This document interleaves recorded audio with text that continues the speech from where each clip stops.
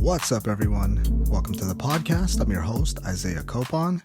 It's September 18, 2025, and this is Lift and Learn episode 141.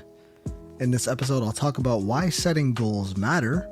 People overlook this, so I'm going to talk about why it can benefit you in pretty much all aspects of life.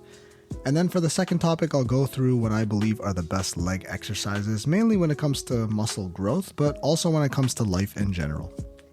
Before we get into today's episode, I'll share what life has been like lately. Sometimes it'll be fitness related in some aspect.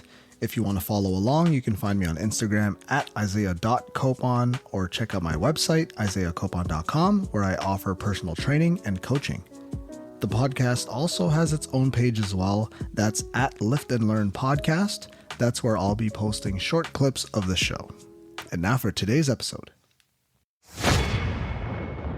Back for another episode this week. It's been a busy past few weeks, but I'm here. I didn't disappear for a few months like I usually do. As long as I stay ahead of making my notes for these episodes, I should be fine. Once I start recording, it usually only takes about 2 hours per week to record and edit and upload this, so I should have the time if I use my time efficiently. That's something that's top priority right now. And now that my wife is back to work full time, I'm figuring out how to balance my own life all over again to a certain extent. I'm now having to figure out my work schedule as a full-time personal trainer, this online stuff with podcasting once a week, possible YouTube videos if I do decide to ever dive into that again, my own training, while still managing to be the best dad ever, which is always at the top of my list. That's going to be the challenge for life now, but I'll figure it out along the way.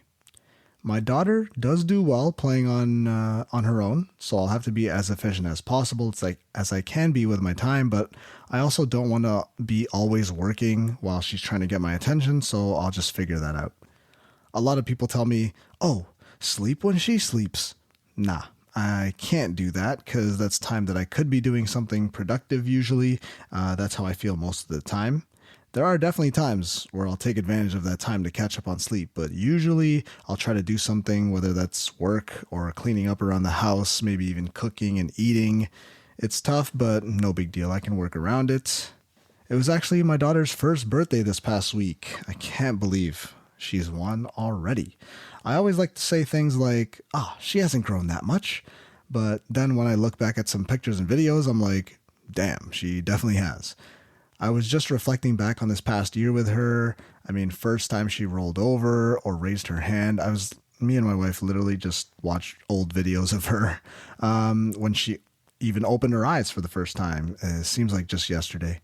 Her first time crawling or pulling herself to stand, that was only a few months ago, and now she's a big girl. She can pretty much eat the same foods as me. She loves her homemade beef bolognese from her mama. Lately, she's been eating from my chicken bowl too. She's always on the move like me. She is so active. Yeah, she just doesn't sit still. She's walking around everywhere. I leave her for a few seconds and she's in the kitchen already or closing the door on me or something like that. I caught her the other day, literally doing sled pushes with her stroller across the floor. I had it just by the front door, folded up, and she was like pushing it around everywhere like... I don't know how this baby is so strong already. She's walking now, and she even learned how to recently go up and down stairs. So yeah, she's a hassle right now. Even when I'm in the washroom, I just see like her tiny hands opening the door. It's so cute. So for the day of her actual birthday, we planned on going swimming, but there were no spots available. So we just went to Build-A-Bear instead. I got her a bear. Obviously, it's like, whatever age they're turning, that's how much the bear costs. So this cost me $1, but that was also her first time just walking around some of the stores and the mall. She loved it. Yeah, I'm definitely going to have a tough time keeping up with her. She's always going somewhere she's not supposed to be. After that, we went home, just went to the park. Again, she was able to walk around, explore. She went on the swing. She went down the slide by herself. Amazing. We had to make it a quick trip though, because it sounded like it was going to rain. I heard some thunder in the distance and was not trying to risk anything. Gift wise, we did get her like something that's for the house, something that she can climb on. But I also got her like a flip up book because she loves those right now, and just a little onesie that she could use for the next few months. That's about it. We had our birthday for her last weekend with over 100 people. Good turnout. So glad that my family got to see her, even though she was a bit cranky and shy, which is to be expected on their first birthday. But I'm sure she'll start to open up over the next few months. Lesson learned though, we're going to try our best not to have parties on Sunday anymore because I barely survived work on Monday. Most people got to see her walking if they came early, but overall, I feel like she just wanted to be in the pool. We were at a community center, so when she started to cry a little bit with everyone there, I just took her outside so she could see the kids playing in the pool, and she enjoyed that. It's about a week to my birthday as well. Nothing planned. It's in the middle of the week, so I'm planning on just spending with my daughter, obviously. Go to the pool this time, and I'll have to find my way to Denny's. You know, they got a free Grand Slam waiting for me. I'm here for it. We're going to figure out what other freebies I could grab, but I mean, nothing else to really say about that. Not really that exciting, you know. It's just my birthday. I've had too many of them anyway. And bowling season. Now over. You don't need to hear about my bowling anymore. Those Wednesday nights with the boys are done until next summer. I did not have a good season this year around, probably because last year I was bowling like 3 days a week. I'd just randomly go to the bowling alley for an hour when I had the time and just work on my game. This year, just pulled up to the games, no practice. Didn't play horrible, but definitely a bit worse than the end of last year. This year I never really got on like one of those hot streaks, but we'll see how next year goes. If we do decide to do it, the boys might do a golf sim in the winter, which would be sweet. I did go to the driving range with one of my buddies. I don't know if I mentioned this last time, but I've known him for over 12 years. Crazy that it took that long, but we were able to get out on like a random Sunday. In terms of my training, might as well head on into the fitness questions after this, but my training went well for the month of August. I really pushed myself as hard as I could, and I think it set me up pretty good for the upcoming event. Less than 3 weeks away now. I'm nervous, but excited at the same time. I actually can't wait to get back to proper meals soon. This low carb stuff is just draining me of energy at this point. The majority of the past 5 months I've been leaning out, but I'm going to be bulking for the rest of the year soon. Hopefully put back on some muscle again, and then we'll see what happens for the start of 2026. I'm going to be tracking my calories consistently starting maybe next week, and I'll have to cover a topic on nutrition again in a future episode because that's always a big piece to the puzzle that I feel like a lot of people are missing out on, especially my clients too. Question 1. Why you should set goals. Here's something that most people just don't have a good grip of. Some people will set goals that are just way too advanced, or they're not really goals, more like dreams. Like wanting to lose 50 pounds over like 2 or 3 months. Yeah, that probably won't work out, but I still think setting proper goals are a must, so let's break that down. First off, if you need advice on how to actually set goals properly, I covered that way back in episode 2. I should probably run that back one more time, just a little refresher, but today I wanted to talk about why you should set goals and why that's important. I think goals are great, but sometimes even I forget the value of them.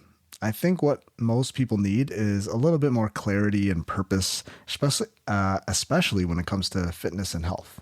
Most people just don't want to do it. We'll come up with all kinds of excuses to skip a workout. And after 12 years of lifting, I can say I've done it too. And I've done it a few times this year, so you're not alone. I think the biggest thing to understand is that if you don't set goals, or at least write them down somewhere, it's far more likely that you'll just start to drift away from those goals because you're not reminding yourself about them. If you want to get somewhere, write down some steps to get closer to that point.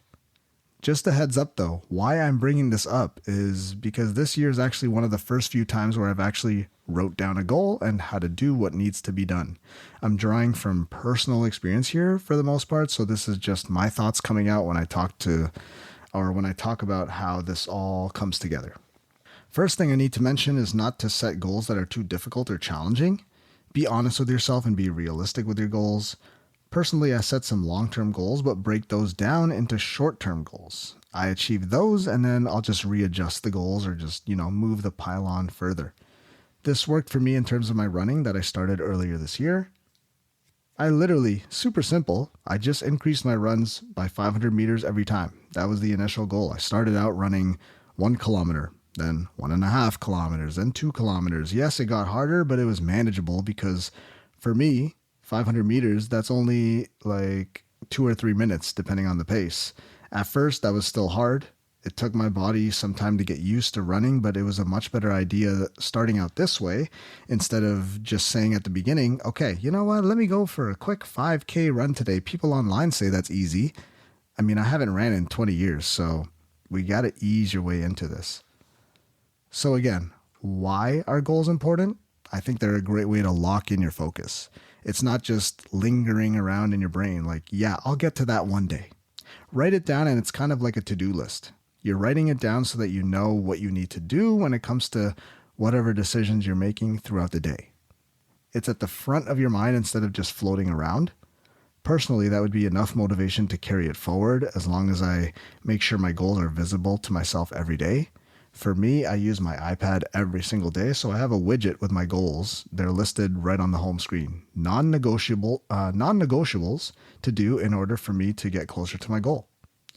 Writing down goals will help keep you a bit accountable, which I'll talk about later. And this is actually leading to the next point, which is being able to measure your progress. If you're writing down your goal, for example, 10 pull-ups, if you're able to do 1 next week, 2 the week after, 3 a month after that, there's progress there, and that should keep that motivation for you going forward. Biggest takeaway is the discipline that you develop from this. Having those goals, and if it really does matter to you, that's going to help you gain that discipline, and now it becomes automatic for you. For me, I found a routine that works. I have generally a 1 to 3 hour window most days of the week where I'm completely free. I'm home alone typically during the week. That's when my daughter goes to sleep usually. I have a few options there. I can cook, eat, sleep in that time frame if needed. If not, I refer straight to the goals I have. Personally, I can't go on a run, but I could set out a goal of meal prepping possibly, depending on what it is. Okay, but wait, she might wake up during that. What's next on the list? I can do the dishes, not really, might be too loud, but I can wipe down the counter, keep my space kind of clean. Ultimately, this helps me in my end goal, which is to complete Hyrox. That task alone helps me make sure that my nutrition is on point. Plus, I know I need to stay active, something I could do with my free time. I could just do some mobility, stability stuff in the living room. I'm not saying I do this all the time, but I could spend that time working on stretching areas that are tight, or I could do a few burpees while she sleeps in the other room. Honestly, it sounds like an awful time, but if I was serious, super serious about my goals, then I'd do it because I want to be the best that I could be at those damn burpees. Personally, I think I could make use of that time a bit better since I can save those movements for the workouts, but you see my point, right? Having these goals written down, it's going to be at the forefront of your mind instead of just off to the side. I refer back to my goals whenever I have time, at least twice a day, just to see if I can do something to help benefit the goal of mine. And next point I got on here, accountability. A lot of the times, and I'm guilty of this, I say things like, oh yeah, I'll start that YouTube video. I'll record on this day of the week. And it just never happens. But, maybe one day. In my spare time, I'll come up with ideas that I feel like would be beneficial for my clients, maybe some kind of meal prep video. Every now and then I'll refer back to that note I wrote down to just do something in that related goal or field, whatever. And that helps me at least build a foundation or maybe even a storyboard for a video. In terms of Lift and Learn, the podcast you all love, right? Something I told myself is that by the time this podcast turns 5 years old, which is later this month, I wanted to rework the intro. Now, if you listen to the podcast in general, I mentioned this way back, like earlier this year, maybe even last year, honestly, but clearly that never happened. I did not write it down. I just thought about the fact of doing it. Recently, though, I did write it down. Eventually got around to it. I got it done for this episode, if you noticed. And that was earlier than my deadline for it. It only took a few minutes to do, but I put it off for so long that it just got lost. What I wrote down as a goal was that By the time the podcast turns 5, the intro will be reworked and re-recorded because I've recorded that with like my built-in computer mic at the time. And since then I've upgraded the setup quite a bit. But yes, accountability. That's why goals are that's why goals are necessary if you want to actually achieve these goals. It gives you a more likely chance. Sometimes that's what might work. It might increase your chances of getting to your goals if you just write them down. A big one, again, another one that's overlooked, give yourself a deadline. I don't think this is completely necessary for everybody, but I think the majority of people will benefit from putting a time frame on your goal. Check in with your goals every month and see if you're still doing what you originally planned to do. This may help keep you on track or at least bring you back on track. Goals can take you to the next level. My own experience with training, I'll break it down for you. I've been bodybuilding or powerlifting for like 12 years. Always wanted to be as big as possible, but obviously that didn't work out. I slacked off every now and then when it comes to whatever it is, diet, exercise, maybe the recovery aspect. A factor looking back could have been because I didn't set a concrete goal for myself when I was in my mid-20s, for example, 10 years ago. Yes, I trained as a bodybuilder, but I never did a competition. Yes, I trained as a powerlifter, but I never did a meet. This is actually the first time in my life where I'm training in a style where I'm actually going to be tested later on, so my hard work is coming to kind of like an end point. Referring back to what I said earlier, this can help you lock in and achieve your goals, simply just writing a goal down. Full transparency here. Some of my goals for the rest of the year are to complete this Hyrox event. I know that's all I talk about now. And I want to do my best. That's my goal. That means I need to be working out 4 times a week minimum, run twice a week minimum, and be as good with my recovery as possible. My goal is to put out episodes at least twice monthly because I've fallen off pretty hard when it comes to lift and learn. I also want to push social media a bit more, so making my time on there useful, engaging with other posts, making sure that I post a bit more frequently. And what I did for that is I've pre-scheduled my posts for the week. That way I'm not just scrambling on the day of to edit content, to write out captions. I'll go back and delete my caption because it sounds stupid. Find something that's actually worth posting. That also takes some time. I've come up with a bit of a recording schedule. It sucks that it actually requires me waking up at like 3 a.m., but that's something that I'm actually capable of doing if I really want to do what I want to do.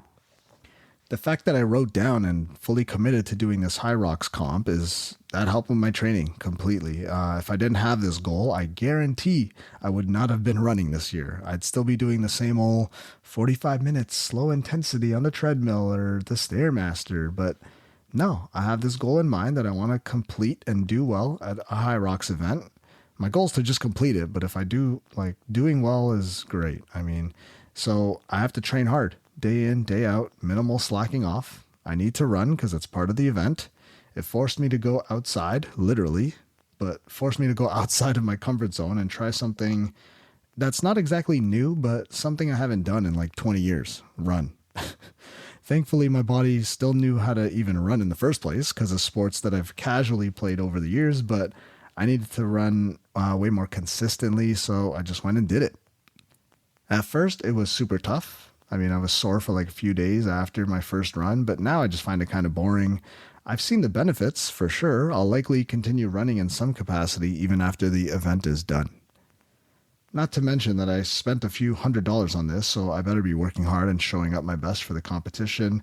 Payment for the event, I just looked at that as like me buying a program or hiring a personal trainer or something like that. I'd work hard and display what I did at the end.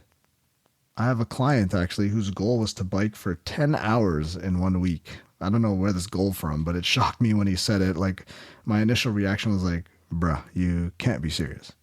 But, oh yeah, he was. He wanted to challenge himself to see if he could do it. Keep in mind, he was already biking around 6 hours per week at the time, but that's a big jump. Going from 6 hours to 10, that's almost like doubling what he was doing. So all we did, we wrote it down. We just slowly worked towards that goal by adding a few minutes every session of his until we felt like he was ready to go for it. And he did it pretty easily, actually, Setting goals that are achievable are a great way to push not only your training, but whatever aspect it is to greater heights. Not only that, but it will help you create what you really need, which is discipline. And that's what's going to give you the long-term success. Even when things are hard, you'll find a way to get it done if you actually pay attention to your goals, write them down, set them, keep them in the front of your mind, and you'll see the success that you're looking for. Question number 2. What are the best leg exercises? I wanted to talk about the best leg exercises today, okay? So the best lower body exercises for pretty much everyone to do. If you're building a program and do some of these throughout the week, I think you'll be in a good place. Always remember that working on mobility should also be a part of your routine, especially lower body, so that you're functional enough for life. That being said, I came up with a list of the best leg exercises. Challenge yourself in these movements and you're sure to gain muscle, therefore lose body fat with these exercises. You can typically do them within 5 to 12 reps if your mobility allows it. And if you have the skill to perform these pretty much perfectly, have some years of training under your belt, you could go to doubles and triples with it, but majority of your training should probably be in like a 5 to 20 rep range as long as you're pushing yourself hard enough. So the exercises I list here is not the end all be all. They're not in any particular order, but let's start with, of course, the squat, the king of exercises. Not only are squats great muscle builders, they're great for real life, of course.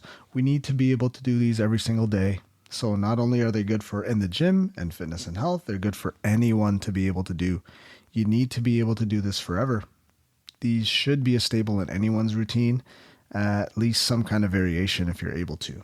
You can even start with variations of the squat, like box squats, goblet squats. You'd want to progress to a barbell squat if you can, so that you can challenge yourself with the weight. You'll be able to make it heavy and challenge yourself that way.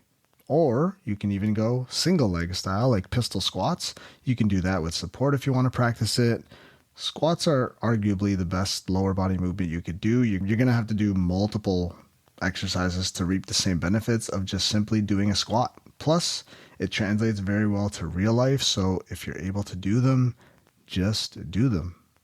Next movement I have here, deadlifts. Okay, so this is arguably a back builder, especially to support your lower back, but this one's going to be working the hamstrings and glutes for sure because they're working in this movement as well.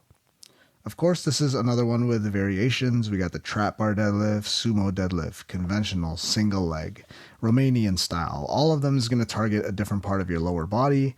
Again, some variation of a deadlift should be in your routine throughout the week.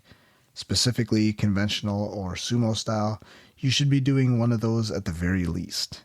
They're great, especially in terms of learning where your body is in space. Keeping a neutral spine for most people, is actually pretty difficult, especially when you're carrying load. So this one challenges your legs a lot and your core as well, so that's an added bonus.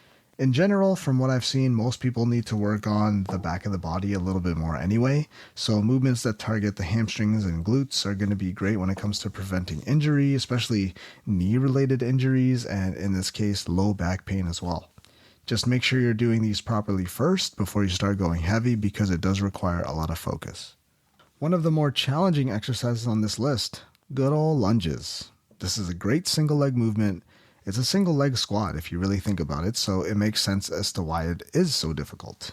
I've had clients over the years, one side is weaker than the other, again, pretty common, so I toss the lunges in their routine and I'm now able to see in real time their legs get a lot closer in strength and their lower body stability is better than ever before. This leads to more gains overall, less missed days, less injuries, better quality of life. I know people avoid this because it's hard, and yeah, the next one, it doesn't get easier. I put this one as a separate exercise, but it's pretty close to what a lunge is. Bulgarian split squats. Oh yeah. This is a great single leg movement that brings into account more of a challenge from a stability point of view. It's probably the hardest single leg exercise I can think of. For me personally, they're a bit harder than walking lunges. This is a movement that can challenge core, foot, ankle, knee, and hip stability, so that translates not only to gains in the gym, but outside as well. This one's a tough one to do, so I just suggest, if it's your first time doing it, having something close by that you can grab or hold onto just in case you need it. Again, make sure you're doing this properly before you load weight in both hands or even just one hand. They're pretty challenging, and that could put some pressure on your knee if your foot is not in the correct spot. Another movement I love to do, I love to challenge my clients with this one, the step up. This can be tough, but there's really no barrier for most people. And what I mean by that is everyone should be able to do this. You can even do this at home. Even step downs can be beneficial if you have some knee and maybe even hip issues, maybe even foot stuff.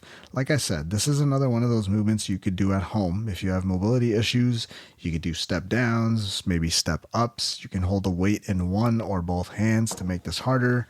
And again, this is very beneficial for real life. They're basically like you're walking up the stairs. If you have imbalances in your lower body, this is another movement that can help you even that out, and you can still build a good amount of muscle doing these. It challenges all the muscles in the lower body, and you can even specifically target the glutes if you want to as well. And we got some bonus here.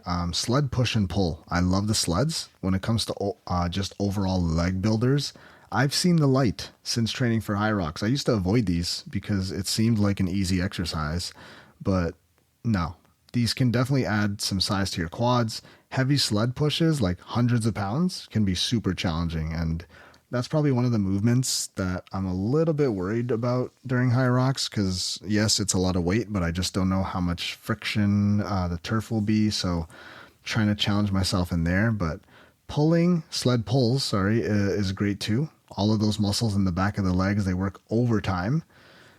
Sled push and pull, that's one of those exercises where, it doesn't look too bad, but I'm sweating during those. And yeah, so for the sled pulls, I got a little off track there. Yeah, the sled pulls, remember that building the hamstring is super important when it comes to preventing injuries. So I'll do sled pushes, I'll do sled pulls with my clients, and bonus movement again, we got lateral sled. This is another great one. And maybe it won't juice up your legs as much as the sled push and pull, but in this case, you're gaining like coordination, strengthen your core, and that's definitely going to help for leg days and even outside of the gym, right? When it comes to twisting your body, we need to do more movements outside of the normal plane of motion that we usually are doing things. And last but not least, we got the hip thrust. That's the greatest glute builder you can do. Again, this is another movement that helps support the low back, and most people need that. So we'll do hip thrusts, we'll do glute bridges from the floor, we'll do single leg glute bridge, like with a ball, for example. And it's just, when it comes to mobility, it can help you in that aspect. And it can also help you when it comes to your strength and building the glutes, right? That's, like I said, best glute builder that you could actually do. And I believe those are pretty much the best leg exercises. I'm sure we'll touch on this again one day, but those are the ones you need to do. If your programming you feel like is lacking, include some of these in there. I'm sure some people are avoiding the sled. Some people avoid the Bulgarian split squats. Some people hate the hip thrust machine, but you just got to do it if you're looking to build overall leg strength, and that becomes so much more important as you get older. And that concludes episode 141 of the podcast. Thank you for listening. If you really enjoyed the episode or my podcast as a whole, then please leave a review and comment on iTunes or whatever your choice of podcast platform is. Also, if you haven't already, you should hit that subscribe button because I'll be releasing episodes every Friday. If you want to follow me, your host, I'm Isaiah.Copon on Instagram. And you can also check out my website, isaiahcopon.com. If you want to follow the podcast, you can check out @Lift and Learn Podcast on Instagram. And there's also a Facebook page if you just search Lift and Learn Podcast. Free audio post-production by alphonic.com.